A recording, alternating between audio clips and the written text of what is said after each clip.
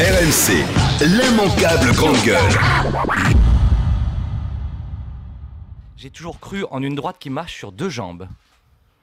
La jambe de la transformation économique et sociale et la jambe identitaire. Je crois que la France est malade depuis 30 ou 40 ans, sans doute, toute formation politique confondue. En tout cas, moi, j'ai 39 ans. Je considère que le modèle qui est né au lendemain de la Seconde Guerre mondiale, qui a marché longtemps, ne marche plus aujourd'hui, que tout cela est mort et qu'il nous faut inventer un monde nouveau et que ce monde nouveau passe par des réformes sur le plan économique et social d'une audace inouïe, fondée sur une valeur simple, le mérite, la méritocratie républicaine, que chacun soit récompensé à la hauteur de son travail, de ses talents, quels qu'ils soient. Et deuxièmement, oui, la fierté d'être français, le patriotisme, le nouveau patriotisme, ce sont des valeurs pour moi d'avenir. Donc il n'y a pas l'un sans l'autre, il faut l'un et l'autre. Et je me sens à ce titre totalement équilibré. Et vous revenez dans ce poste de porte-parole pour incarner cette ligne ?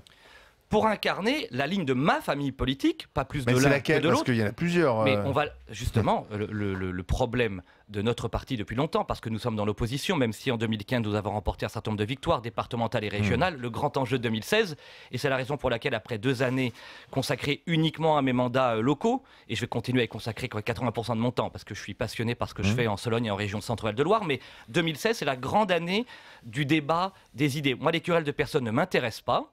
Ce qui m'intéresse, c'est la querelle des idées, c'est le grand débat des idées. Est-ce que la droite française va être enfin capable de proposer à nos compatriotes, plus qu'une alternance, plus qu'une alternative, une refonte complète du modèle français? Vous employez un mot identitaire, bon, qui est assez connoté. Le côté identité nationale, ça a été justement sarkozyste, ça a été repris aussi par le Front National, et quand vous le définissez par François Hollande, par Manuel Valls.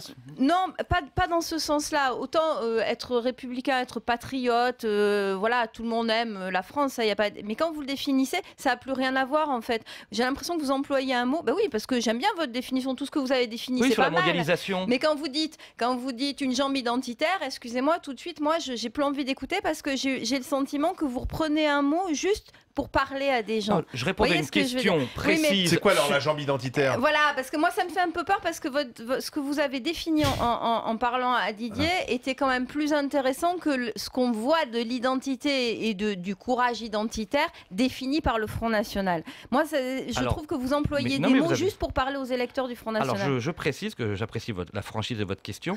D'abord, moi j'ai répondu clairement à une question précise. On m'a posé la question sur l'identitaire, j'ai répondu. Effectivement, derrière les mots, il faut mettre un sens. Le sens que je mets au mot identité, qui n'est pas un gros mot, pas plus que le mot patriotisme, qui fut longtemps mis de côté, ne l'est. Pour moi, l'identité, c'est la place de chacun dans la société, dans la France. C'est le rapport à la mondialisation, qui est pour moi la grande transformation du changement de siècle, du 20e au 21e siècle, et on voit que tout le monde est perdu. Pour ça que j'ai dit encore ce matin que j'étais pas par exemple la droite MEDEF. C'est-à-dire que la mondialisation heureuse qu'on nous avait promise à la fin des années 90... Tout le monde n'est pas perdu. Déjà, là, je peux vous dire, vous avez une vision, alors peut-être dans votre ville, mais enfin il y a plein de gens qui créent des entreprises, qui voyagent, qui ont un boulot, qui ont un boulot. Je vais vous dire. Attendez, qui ont un boulot grâce à cette mondialisation. Déjà, vous partez du principe que la mondialisation c'est forcément pas bien. Mais pas du tout. Mais j'ai dit qu'elle n'était pas forcément heureuse. Mais elle n'est pas forcément malheureuse. Mais est-ce que j'ai dit qu'elle était forcément malheureuse? J'ai dit qu'elle n'est pas forcément heureuse. On nous a dit. Je me souviens, moi j'avais 16 ans en 92 au moment du traité de Maastricht. On m'a dit, c'est le début de la mondialisation.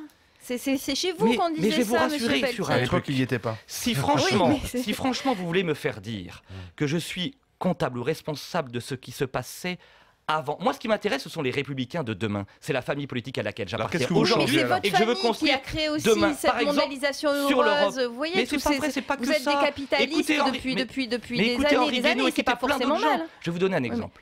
Pour moi, le libéralisme, le capitalisme, le socialisme, le communisme, tout cela est mort. Les idéologies sont mortes. Moi, le libéralisme, c'est ce qui fait tourner le monde. C'est le pragmatisme. Le pragmatisme. La droite forte. Oui, c'est ça. Oui, vous savez pourquoi la gauche aurait le droit d'être forte? Pourquoi la France aurait le droit d'être forte? Pourquoi la Russie, la Chine ou l'Afrique auraient le droit d'être forte? Mais attends, personne ne va dire la droite faible ou la gauche faible. On est bien d'accord. Bon, voilà. D'accord. Moi, je suis fier du le libéralisme. RMC, l'immanquable grande gueule.